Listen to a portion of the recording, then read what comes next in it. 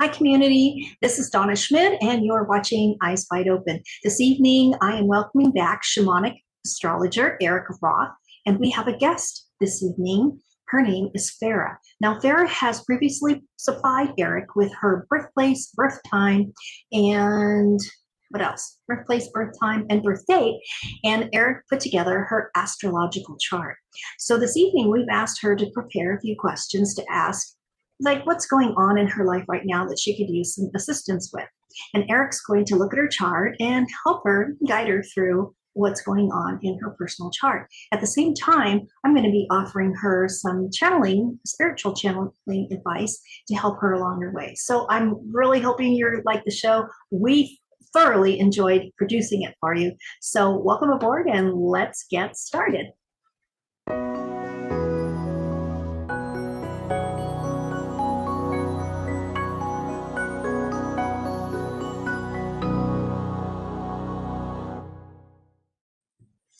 Hello, everyone, and welcome to Eyes Wide Open. We're here today with Erik Roth, who is our Shamanic Astrologer, and our guest is Farah, who has graciously accepted our invitation, and we're going to be talking about not only a little bit about her astrological chart, but also I'm going to share some information for her from the spirit world so that she could have some guidance and direction based on what we find out in her chart. So I think, Erik, we both discussed that. We'll just have Farah ask some questions and then we'll kind of go from there. How's that? Fantastic. Great. Farah, you're on. Yeah, awesome. Thank you both. I am very excited and very excited to be here. It's really very interesting. I'm at a very interesting point in my life where there's a lot of transformation happening, a lot of change happening. So this is really a gift that I get to talk to both of you, and and I really admire both of your work.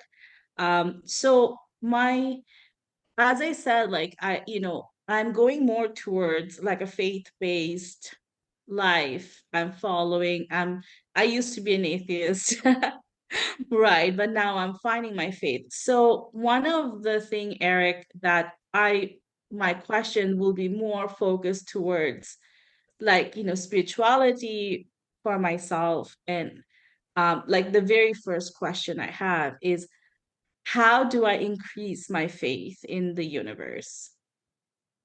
How do you increase your faith in the universe? So that's obviously that's a pretty big question. So, you know, overall, when we're looking at a person's, astrology chart, which is a reflection of our soul's intent in this life, you do have in that reflection in that chart a desire for greater spiritual awareness and awakening toward something much higher than oneself here.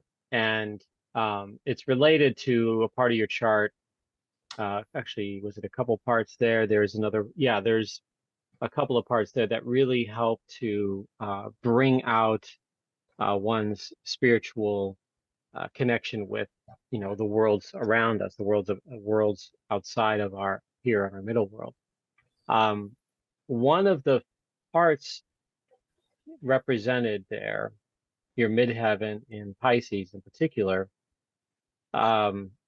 means that your calling in life, which relates to life purpose, it's not the only thing that is about life purpose, but it relates to life purpose, is about emerging with the divine, with spirit.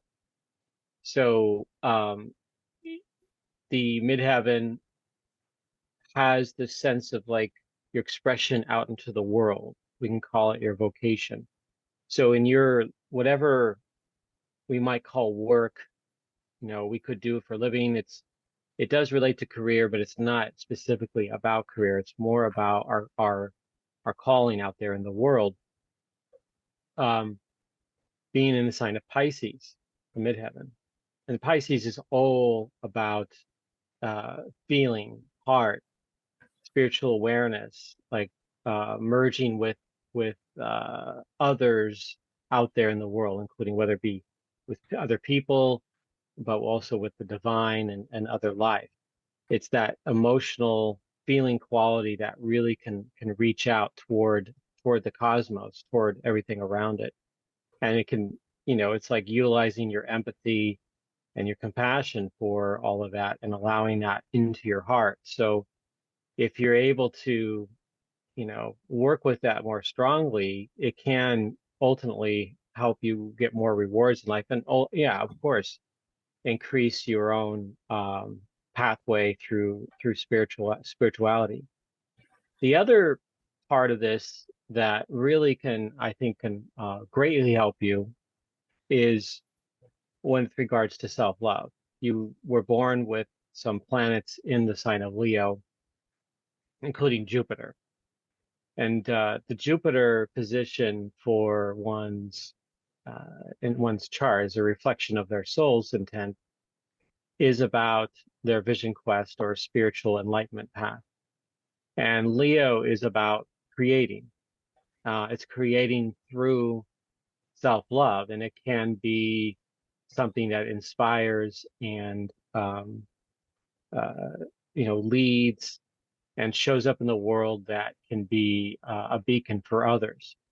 And so that is one of the areas that is connected to your spiritual path, and it's through that radical, radiant self-love. So it's being able to be different in a way with your vision, with how your ideas come through, and it's rooted in that love area. So that's another area in combination with what I shared earlier about the midheaven that really helps you open up to all new frontiers, because in that area there with Leo, it can help you gather the courage and the strength of will to be able to love in a more radical, radiant way. And of course, the love of the cosmos, the love of spirit on that pathway. There's other things on your chart that help you open Can up I to just those pause realms. you? Hi, Erik, Yeah. can I just pause you 1 second just because I want to tell you something? My second question was actually about self-love.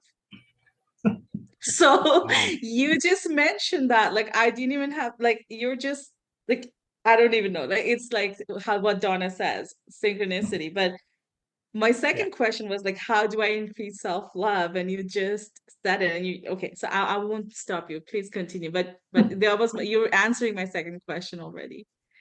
Perfect. Well, that's beautiful. It's there are other things on the chart that help connect to that, and you have a lot of what we call uh, points on your chart that point to greater awareness and connection. In fact, the other thing that I'll mention, there's we don't have to do the entire chart here, but the other thing I'll mention is just that there is in the Chiron position in your chart in the 12th house, it just shows that some of the greatest medicine and healing that you can do for yourself in this life revolves around being able to really merge and connect with the domains and the divine outside oneself.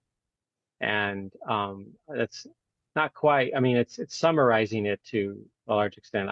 In a formal, longer reading, I'd be able to go a little bit deeper into that, but that's one key area that can help you not only heal, but increase the amount of faith and trust you have in the cosmos.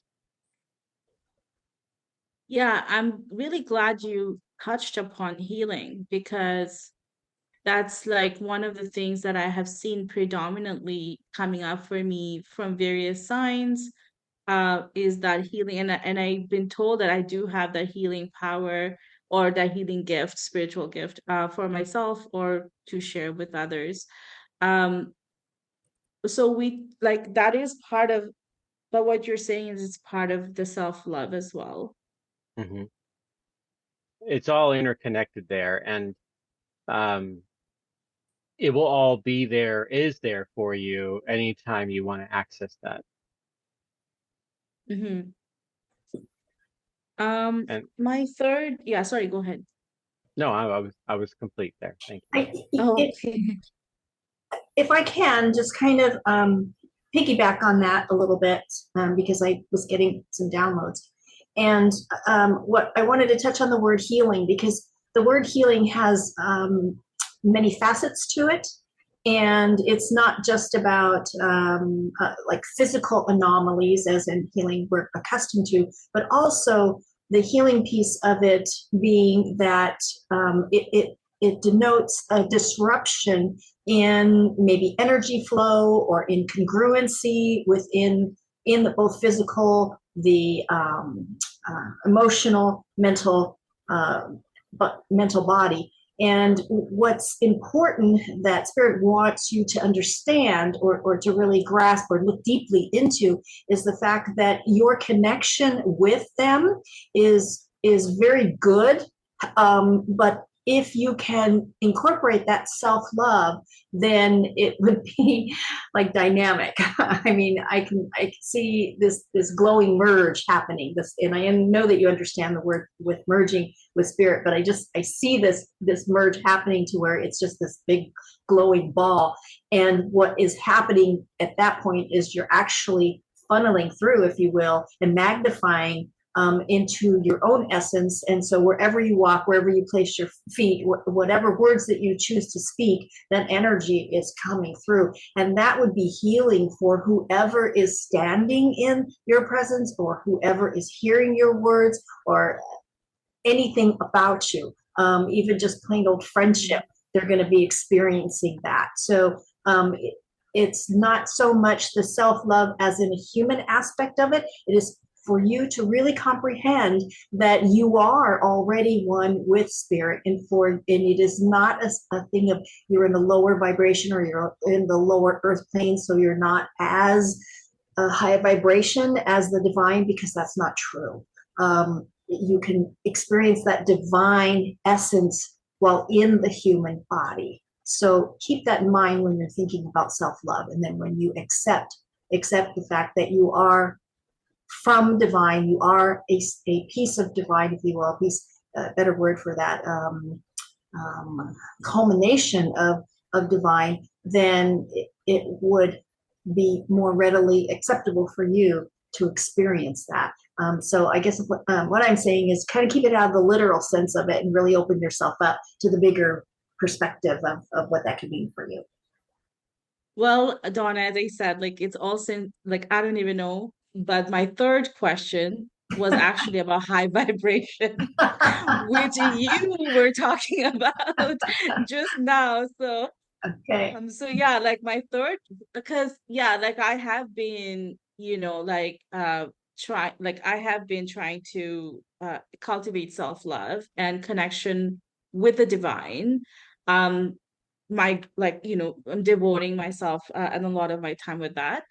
And my third question for that was, how do I keep my high vibration, right? And it's all about from a moment to moment, from every single day, how do I live with that high vibration so that I can transmute energy into love and light? Erik, I mean, I can go for that, Erik, but Yeah. my question to you is there anything in her chart that you can see where it might be some blocks or some challenges for her in that respect? Yeah, it's the same position. Well, one of the things, the same position of Chiron being there, it relates to where we can get our elixir, but also relates, and medicine, shamanic medicine, but also relates to where our wounds are. So the wounds around the celestial realm, or the wounds around merging with the divine and with the areas that we open up our hearts to beyond ourselves. And so, meaning that it's almost like an intention of showing you where the blocks are in that way. It's not the only thing that I see. There's other things there, but it can also show you where the greatest medicine is. It's like the concept of, how do you generate an antidote for venom, from a snake bite? Well, you generate it from the actual snake itself, and you get the antidote that way. You distill it down to counteract the properties of the more potent venom. And so it's in this way where we have the the spiritual blockage there in the 12th house. 12th house is a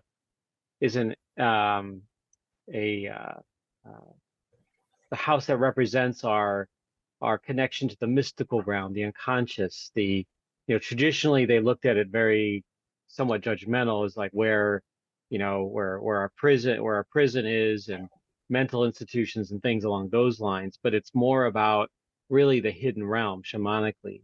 So if we're having trouble in that, accessing that, and there's a wound or something uncomfortable there with it, that's when you get that discomfort, when you get that blockage, as you go straight into it, you go, well, I need to face that. I need to look at that more closely, and not just, okay, I'm blocked here and I can't do anything about it. But it's to actually look at that blockage, and that's where you actually get the answer from that.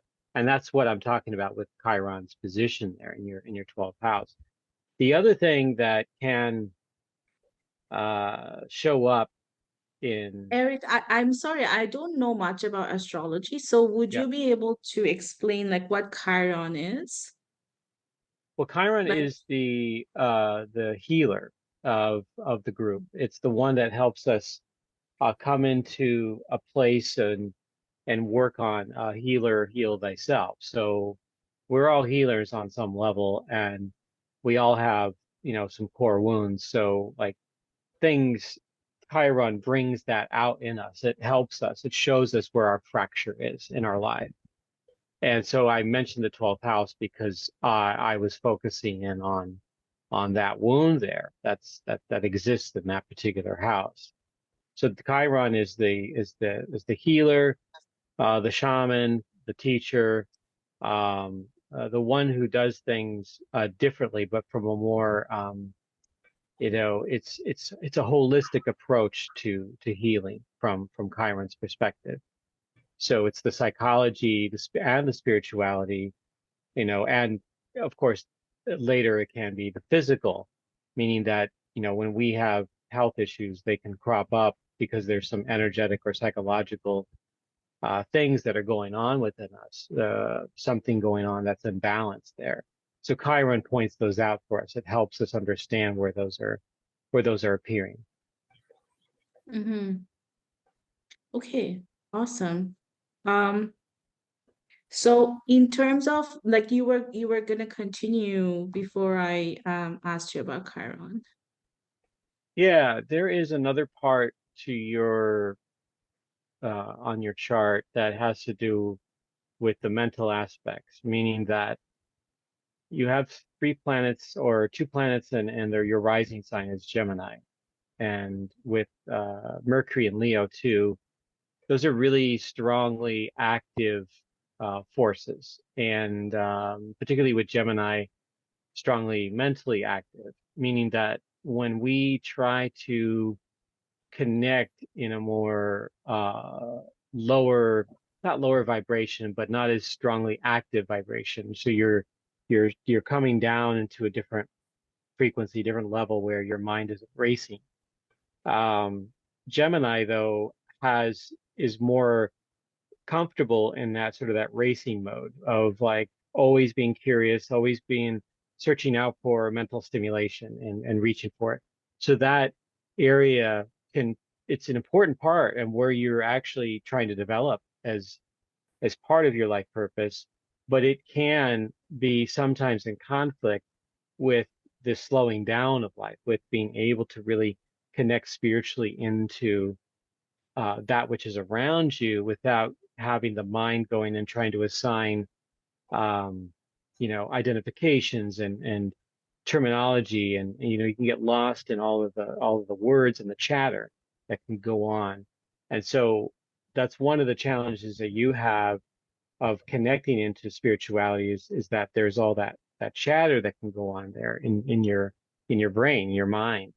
It's not to like push it aside, but it's just to allow it to maybe settle a little bit, and in order for the other stuff to come up, and then that way there's greater balance there. And this is not it's not an easy thing to do, but it's not impossible either. It's just that acknowledging and knowing that that's a natural part of you, It's not something that you need to do away with. When we think of like, oh, we need to clear our minds in order to meditate, to some degree, yes, but not necessarily, meaning that the process of the flow of the thoughts needs to flow through.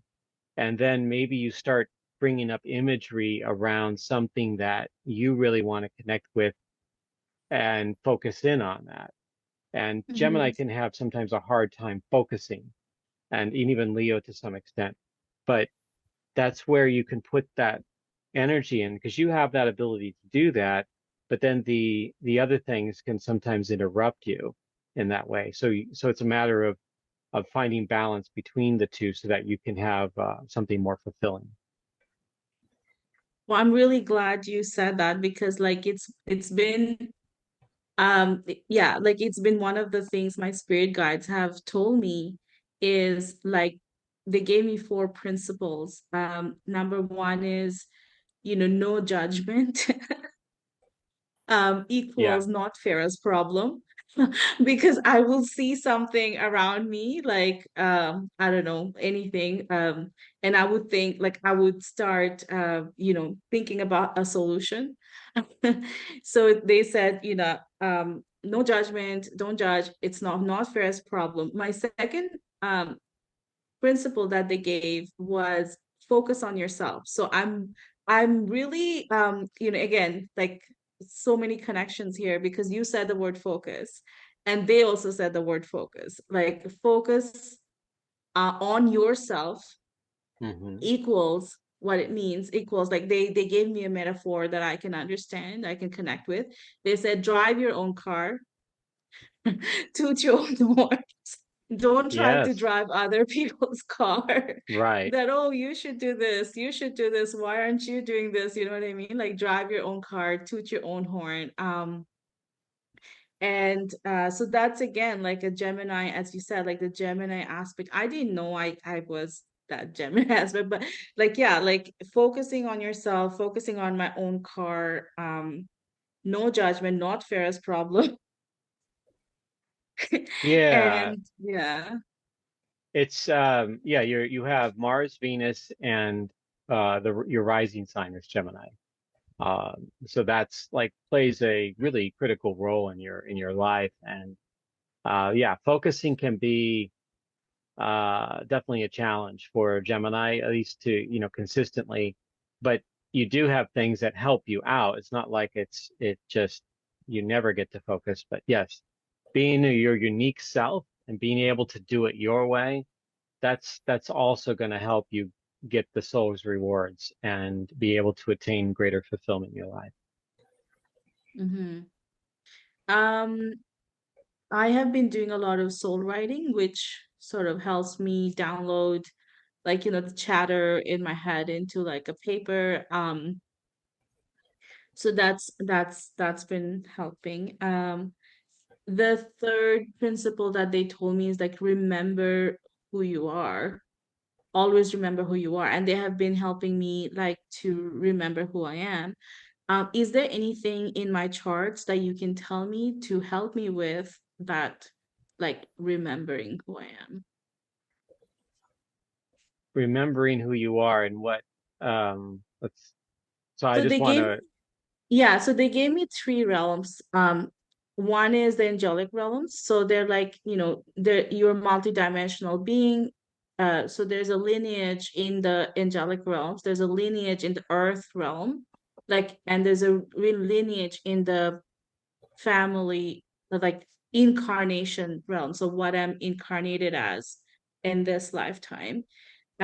So I'm not sure how astrology can help in identifying any family blockages or family karma. Like, is there anything lineage wise that astrology can help me identify? yeah, there are some things there that can be of help to you. One is that particularly in the what we call in shamanic astrology, the celestial realm, um there is a thread there that goes into that particular realm ancestry wise. And if we were to describe your quote ancestry and lineage using shamanic astrology, it would be looking at the two things on the chart, the south node and the moon. You do have a Leo moon, and your south node's in Pisces in the 10th house. I'm gonna translate this for you. So this is what we call the you were the expert leader and visionary coming into this life, and somewhat of a had a strong connection with the with spirit, so that there was a strong spiritual component to that lineage. And like you all were used to being the one that was able to bring the vision across, to carry to what is called a vision carrier, the one who really was able to share that with others and had the courage to share what it was that you saw, connected with energetically with others around you in your community or in your family. And with that said, there is a what we could call a kind of a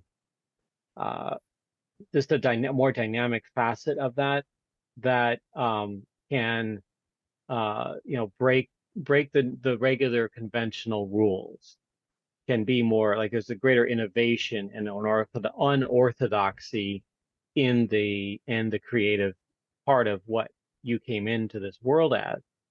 But then we also find in your chart too, there's this strong Saturnian component that can feel like that you wedged up against something that you couldn't completely ignore or get around, that it was, essentially the rules you came across, whether it be certain other people that brought forth like what you have to do, what you're not allowed to do, what you are allowed to do, that you can't go outside the lines. And so there could have been some elements of you kind of hitting a blockage there that you weren't able to steer around because it was too strong, and society said no, or the people in charge said no, if you will. So that's the indication there with your lineage and ancestry, as far as from the astrological perspective, shamanic astrology perspective. So that's what I see there in that. No, I definitely resonated with everything you said right here, like everything. Like as I said, I'm going through the self-discovery process, and yeah, like I've always challenged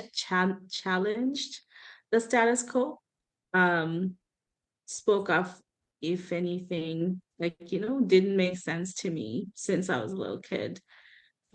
So yeah, and yeah, like there has been people who tried to put like structures and tried to like yeah, definitely everything, as I said, everything you said makes sense to me.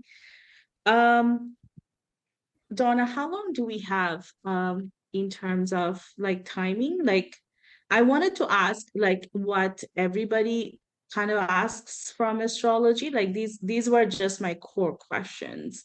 But if we have more time, I would like to ask something that everybody asks so that people know like what sort of answers can come out of like shamanic astrology, with common questions like people might have around careers, around marriage, about kids, like The human aspect of it. yes, human aspect. Yeah. So I would like to go into that too, just so that the viewers have an idea of how those can be answered. That's kind of you, and it doesn't surprise me after Erik just read a large part of your chart that is just that's just an innate piece of you that like we have to get out to the rest of the world here. It's no more about me and how we have to get to the rest of the world. Let's think about the viewers. Yeah, I just want to kind of back up just a bit before we ask that question, because I think those are really great questions. When you were talking about a little bit about ancestry and your blocks, your challenges that you were running up against with some maybe people, but I also saw the religious aspect of it, but I also saw the long lineage of the genealogical piece that you came into that is very strong and rooted in their beliefs and their philosophy, and for you to come into that particular lineage to do what you're doing is huge, because you're breaking up that whole line of lineage of that staunch, this is the way you do it, you don't do it any other way, and it's this way or the highway kind of philosophy. But being who you are and where you come from, you're well equipped to the challenge. But it's more bringing that challenge into the conscious mind and recognizing that, that is not, people say, oh, those challenges made me who I am today, and without them, then I wouldn't be who I am. But yes and no. But for you, it is more that you are affecting those challenges and you are succeeding in those challenges. You just have to get your mind in that set piece, because that's the part that's a little not balanced. And when that's balanced, then you can say, okay, I am doing the work that I came here to do. And yes, it is a challenge, and I've accepted the challenge, and I can do it because I am who I am. And now we get back to the self-love, because once you embrace that self-love, then you realize that, hey, just being me affects it all. I don't actually have to do anything. People think they have to do something. There is no to do. There is no trying. It is, I just have to be me, and I have to love me. And then that radiates out, and it radiates clear back. And what it does is it's like little links in the chain. It begins to unlock those links. And then those belief systems begin to fade away, and they're not as prominent. And that gives people the understanding and the acceptance to be consciously aware and to be who they are as well. So that's really key. And for you to keep that in the conscious mind, if you can. Oh my God. Yeah, that's amazing. That just helped me so much in terms of, because as I said, like self-discovery journey here, just trying to understand like all these realms, all these dimensions. And this really, really helps, really, really resonates. But I would say that like for example, my grandfather, both of my grandfathers, like they kind of understood me. They kind of understood that, okay, this girl cannot be like reined in. They're not gonna, she won't be reined in. So they really encourage, like one of them just let me be who I am, didn't try to impose anything. The other one encouraged me, like, like listen to me, like what I had to say, even at an early age. And he acknowledged that, oh wow, your thought process is very well developed compared to your age. So no, that's really, and you're absolutely right. Like there's a very strong lineage there, like of people with very strong leadership aspects. What I was gonna say, so human aspects. We are here to live the human life. So I would like to, definitely, like if you have the time, like so the viewers knows like what sort of things can come out of like those sort of questions. I don't see a problem with that. Do you, Erik? No, we can go a little bit here on that. So like, are you, as far as the other questions, like you're talking about questions about relationship, questions about, your career and things like that? Like so far, like what I have noticed, like like when I do my readings is that people usually have questions about money, about relationships, Yes. about their career. What else do they have? Health, or health. I think these are the like 4 areas. So we can touch upon, like normally people have, like they go straight, like I have noticed a lot of people going straight into money and then career. So let's touch upon money. Yeah, there's some areas in obviously in an astrology chart that we can look at when it comes to money. And, for you, it really, the chart doesn't really focus upon, for you anyway, that there needs to be like that money becomes the greater of your purposes here, or one of the top priorities. But it doesn't mean that it's not something that you can't generate and work with. So, this is part of what how you can get that is to really acknowledge and work with, the gifts that you possess to create the space for money to come in. And one of them, I mean, actually, a lot of it is something that I alluded to in the previous answers, in that you have a very strong ability to manifest what you want, and through this, the being the vision carrier in this lifetime as well, and being down that road to like that you are a creatrix energy. But you can also rely upon the brilliance that you possess, the gifts of that, particularly of that Gemini. And so if you can bring those to bear in what you do, to me, when I look at that, that's how you can be successful in your life. But the other shade of that, this is where the midheaven comes in, because in the 10th house, midheavens really does have, it's not like the only thing that relates to money, but it does relate to some degree money. It connects us to like, okay, what kind of work are we supposed to do in this world? What does that represent? Well, it's not that you have to be like, the midheaven doesn't answer a question, says, oh, you've got to be a lawyer, or you've got to be a psychic, or you've got to be, a restaurant owner. The midheaven says, okay, this is the archetype, Pisces, sign of Pisces. I tend to say archetype and sign interchangeably, but the sign of Pisces is about service.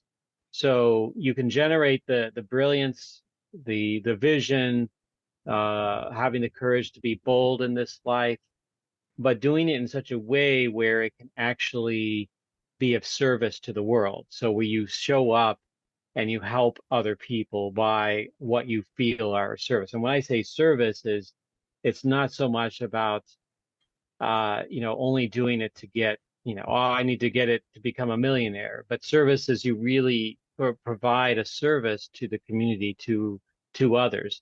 Like you can, if you decided to, certainly with the midheaven in Pisces and some other parts of your chart that really reflect that if you wanted to be a healer in this world, you could be. That could be one of the pathways, where you might work for organizations that might do a lot of good for others that aren't able to help themselves. That would be another way to express that midheaven. So these are the kinds of things that where you can be successful, but again, the money is not the core goal in what I'm looking at here.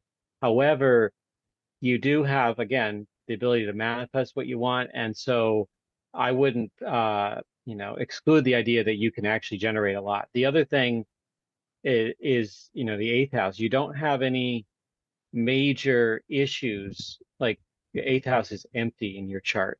So, the eighth house. What is the eighth house is? I'm sorry, I'm not good. Like I know nothing about astrology. So if you can explain what eighth house is. Right, that's what I was about to do. So thank Yeah, you. sorry. So we're good. We're good. Um, the eighth house traditionally is about money and power and death, Okay. but shamanically, it's about the process of death, rebirth. And in that process, there is something that is let go of, like a kind of a cathartic experience that just like purges out and detoxifies what we no longer have, what we no longer need. But in the traditional astrology, that would be looking at like, well, you don't have anything in there that's going to like propel you to like, you know, full glory in financially, but you don't have anything there that's going to set you back either in that No. way. So it's something kind of in that middle road that is there. But I will share other things that represent connect to money, the second house, which can connect to abundance. That house has your natal sun and Cancer in it. So that can be really, really helpful in that. I think overall, generally going to be okay when it comes to financial things in life, as long as you are applying your gifts, or if you're, unless it's a survival situation and you really need to, earn some extra money by working a job that doesn't really suit you all that well, but you can get by while you're transitioning to something else. So, but a couple of key points. One is education is going to be really, really important. The more your curiosity is stimulated, the mind is stimulated, and your creativity is stimulated, you're going to go far. Like that's going to be a really, really important, critical component for you. Second is being of service in this world. You definitely need to tap into that for yourself and allow yourself to give and to share with others in that way. And then third is that you're a manifester. You're creatrix energy, and so this is something that you can employ in all aspects or facets of your life, including up to and including earning money here in the middle world, in this material existence that we all live as souls inhabiting our corporeal forms. So that's what I've got for you there. Thank you so much. What is middle heaven? Mid-heaven? Middle Oh, midheaven. That's mid-heaven. so we have a rising sign and we have a setting sign. And when at the time that we're born, we take our first breath, there's a sign that's coming up over the eastern horizon, and there's one that's setting. So that's the ascendant and the descendant. But then there's something in between that, and it's literally above our heads, called the middle of heaven, and it's mid-heaven. And it's a technical term it's oriented on this thing called the meridian in the sky. And it's just a technical term to say that's the middle of heaven. And so in between, where, at the time of your birth, where the sun would rise and set, essentially, it's a rough thing. It all depends upon where on the sphere of the earth we were born, the time of day, the time of year, and all of that plays a very critical role in determining that midheaven point. Amazing. Thank you so much. I mean, this resonates a lot with me because I have never really been motivated by money or like seduced by money or anything, but I never had a lack either. Like, it just came and I was able to pursue any career that I wanted. So, so the manifesting thing, it also resonates. Thank you so much for touching on these. Donna, do you want to add something, or do you want to like wait until the end to like get some messages from the spirits? Or you want me to focus on something in particular? Like kind of like going hand in hand with Erik. So Erik just touched upon money and career. Yeah, there was a lot of downloads surrounded with the human aspect of you really looking, searching, being curious. I know you mentioned that's a big part of you, being curious about things, and then kind of filling your head. You're constantly filling your head with things, and it's almost as if you're drinking from this fountain that you just can't get enough fluid inside you. Just keep guzzling it, and so that balance definitely needs to be there. Some of the things that came down for me, and these are only things that they're suggesting that you kind of tap into or kind of look at and see what sparks you to kind of explore it a little bit further, because it seems like they're showing me that you're just on the outskirts of everything. It's like everything is so new to you, and so you're like, like a little kid in a candy store. I haven't seen these before, and so you're really grasping at all kinds of things, and so you're getting little bits and pieces, and you're trying to kind of focus it together and see where it fits with you, and where I want to dig in more, and maybe I'm going to go over here or maybe over here. But what they were showing me is, especially if you're well suited for the healing aspect of it, is kind of to look at things maybe like QHHT, nothing little. They're saying don't go for anything that's little. Yeah, you'd be really, really good at doing reflexology, but you'll already do that. You already know that. It's like digging in deeper to really become a huge piece of assisting people with QHHT. is, and you can really learn and you can grow in that. There's several levels of it, and then using your divine gifts that you possess, that are already present with you, they will expand and you'll be able to incorporate that in there. And there'll be just, I see a tremendous amount of healing going on, not only for yourself, but also for those that you sit with, but also it'll quench your thirst. That's what they're saying. It'll quench your thirst. So something of that nature. It does not have to be that particular modality, but find something that is so expansive that you can get into and really focus on, because that's the part, and Erik was bringing this up, focusing.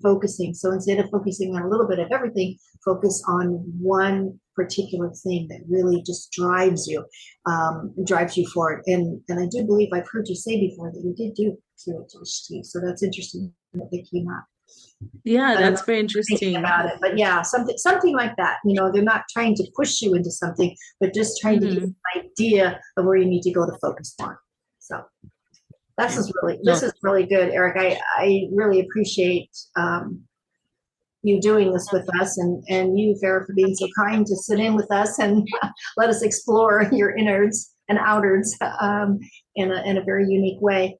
So let's kind of close this up. And do you have a final question or anything, Erik, that you'd like to add to everything today? Either one of you? Just in the sense of like overall, like I think we've, really covered a lot of salient points and for you, Farah. And there's, of course, just the other thing, there's just so much more there to share, meaning that it could, that's why, looking at a chart, we could spend, hours dissecting and intuiting and revealing what is waking up in this lifetime for you, and what the planets and the signs say. So that could be something, you can explore, with me or others, and uncovering where all of that is for yourself. But if you have another question, I'd be happy to do a short answer. I just have a very quick question, which is, I know that you're doing shamanic too. So there is something modality called ayahuasca. And I wanted to know, like, will it be beneficial for me to do something like that, like ayahuasca? I have been interested in it, but I don't know. I'm a bit skeptical. Some of that has a lot to do with the timing of things. And this year, the rest of this year and into the first 5 months of 2025, because of a certain cycle that's going on, it could be a good time to expand yourself.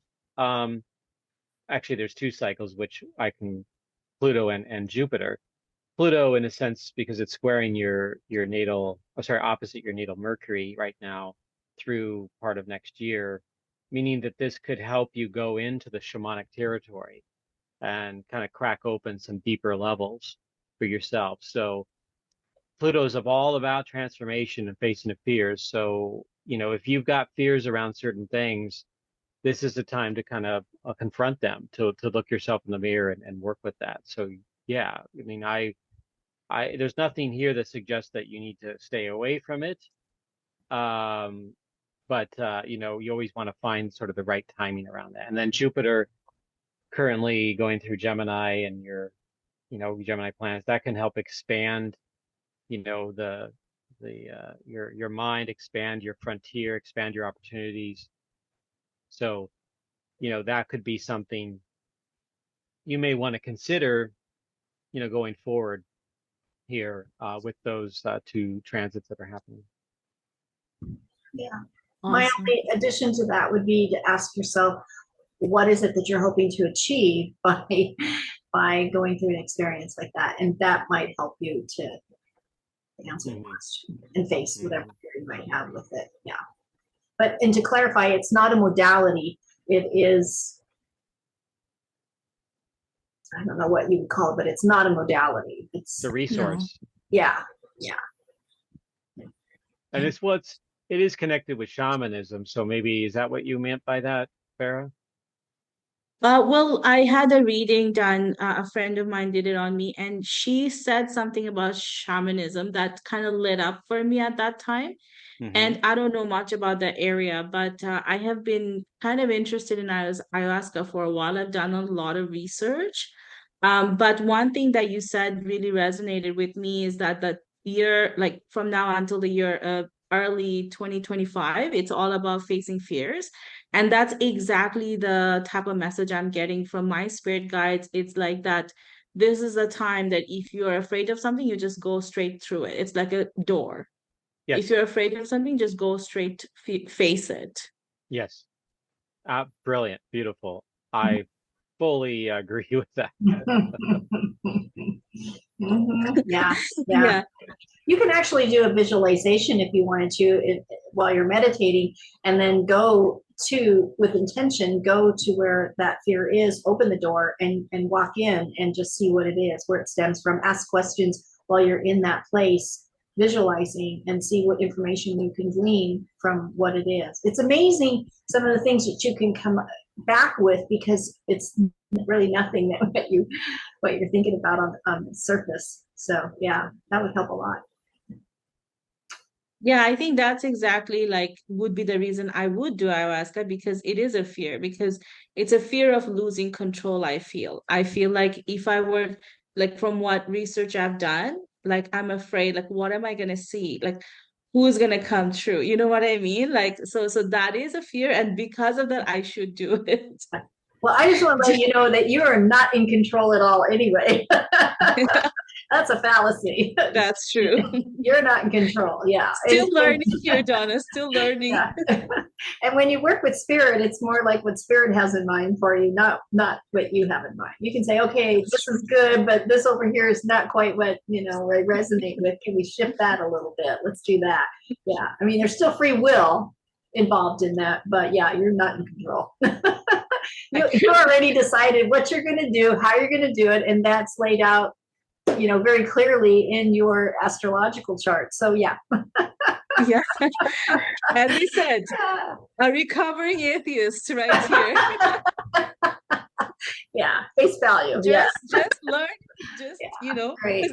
It's funny you said that, Donna, because that is my fourth principle that the spirit guides have told me is have faith. Have faith, in the universe. And they actually gave me another metaphor that I would understand, is like faith is like a translucent boat that you don't see, but it's there. But once you go inside, you can feel it. Mm-hmm. And no matter what the water is around you, if it's turbulent or if it's still water, doesn't matter. You're safe. You can see the water. You can see it's turbulent. You can see it's like still, but you're in that boat. Mm-hmm. That you'll be safe. So that's faith. That's what they told me. But as I said, work in progress. Yeah. Great. That's perfect vision for the world today. There's a lot of things going on outside of our little boats. So yeah. Well, with that, I'm going to conclude it. And again, thank you, Farah, so much for joining us and letting us help you with any way we can. Erik, you've just amazed me even more. I just am enjoying this tremendously. So I look forward to doing it again. And if you have anything to close with. Just thank you for the opportunity, and I am always happy to have a contribution to this and more. So I'm really happy. Farah, thank you for being here, and Donna, thank you for hosting. Oh, you're very welcome. And if anyone is interested in the shamanic astrological reading, I'm going to link Erik's information down below so you can contact him. And Farah, I encourage you as well, if you would like to look at your full chart with Erik, just kind of give him a little email and let him know.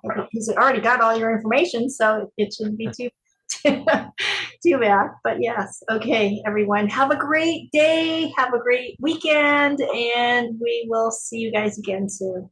Thank you. Sounds perfect. All right, bye everyone. Take care. Bye.